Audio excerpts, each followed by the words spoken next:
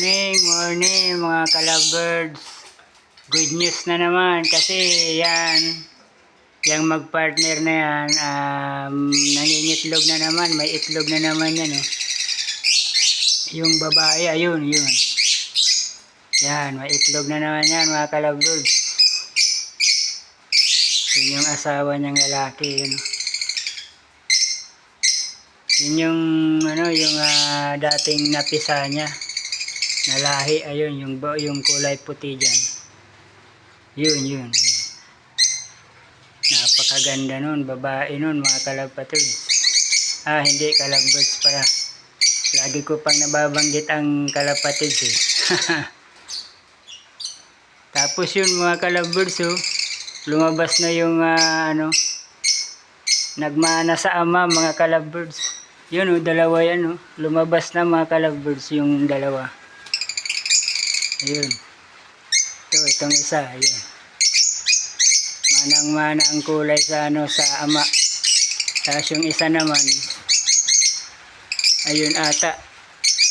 Yun, yung isa na yun. Ito ang ama. Yun, yung dalawa magkapatid yan mga kalabirds. Sana yung isa dito. Ayun. Tapos tayo, yun, magkapatid. Ito yung ama. Ito yung ina. Good news mga kalabirds kasi lumalabas na sila. Ibig sabihin, malakas na sila. Talagang pwede na nga silang magtuka-tuka dito sa nila, sa kainan nila. Ganun. Pwede na tapos yung good news mga kalabirds kasi ito, yung dalawa na yan, dito ko na nilagay sa kulungan na to. Pero tingin ko napakasilan tong dalawang to matagal sila mag-mate mga kalabirds. Ito ata yung yung babae, yung nadagit ko mga kalabirds. Tapos yun ata ang lalaki. Yan. Matagal na silang magpartner mga kalabirds. Lagi silang naglalambingan. Kaya possible na babae lalaki ang dalawa na yan.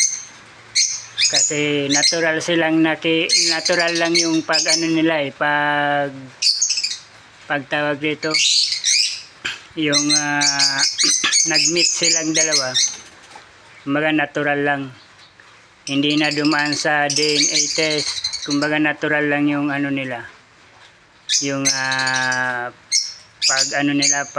tawag dito. Nagligawan kumbaga sa natural lang yung pagligawan nila, kaya yan yung nila, yung pugadan. Ang mga pugadan ko dito mga kalabirds, hindi na ako gumagawa ng yung plywood. Mga can na lang na hinahanap ko para hindi na ako mahirapan. At saka binubutasan ko na lang yung mga ganyan binubutasan ko na lang yung sa dulo. Yan naghahakot na naman ng ng damo. Ayun dito na naman ata yan dyan sa dalawang yan.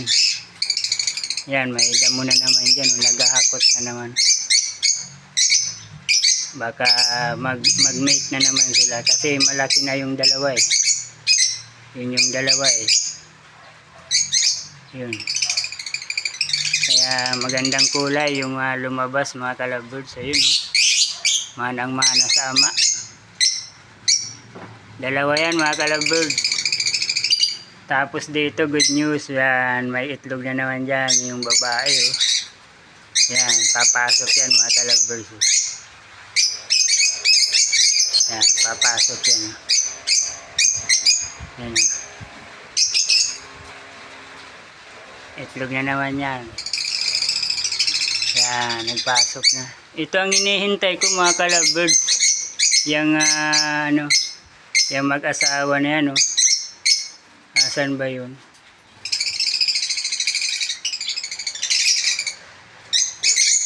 Itong lalaki na to. Tapos yung isa, yung babae. Yung nagpisa ng 3 piraso. Ito yung dalawa. Yun, ito yung dalawang magkapatid. Yan. Tapos ito. Tapos yung isa, yun. Iniwan ko dyan yung isa. 3 ang ano niya, ng pinisa. Ito yung hinihintay ko mga ka-lovebirds na sana mag-mate ulit sila. Kasi marami to pag nagpipisa eh. Believe ako rito sa dalawang to. Yan oh. Yung dalawang yan oh. Magaganda pa naman ang nilalabas na kulay. At saka marami pa. Marami silang magpisa. 3 eh. 3 yung pinisa eh. Tapos magaganda pa yung kulay. Ayun yung isa oh. Mana rito sa sa ina. Yan yung isa. Tapos yung dalawa naman dito ko nilagay. Dito yan oh, yung dalawa na yan oh. Yan, isa. Tapos yung isa naman ito. Yan, yan. Yan, mana rin sa sa ama yung kulay. Nag-sky blue rin yung kulay, sky blue. Yan oh. Yang isa dito yan. Yang puti dito yan oh, sa dalawang yan. Kaya good news mga ka-lovebirds. Dito may itlog na naman. Ito yung iniintay ko mga ka-lovebirds, itong dalawa. Sana mag-meet na naman sila. Yan yung update ng aking African lovebirds. Ito DIY lang to, matagal na tong kulungan na ginawa ko. Electric fan siya. Yung takipan ng electric fan. Nilagyan ko lang ng screen. Yun. Yun yung update ng aking African lovebirds. Maraming salamat sa panonood nyo. Kaurag Vlog on YouTube. Hanapin nyo na lang po sa YouTube mga Kaurag. Kaurag Vlog. Salamat po. Subscribe po kayo. Tsaka click the notification bell and click all para updated po kayo sa aking mga lovebirds. Yun. Maraming salamat. Bye.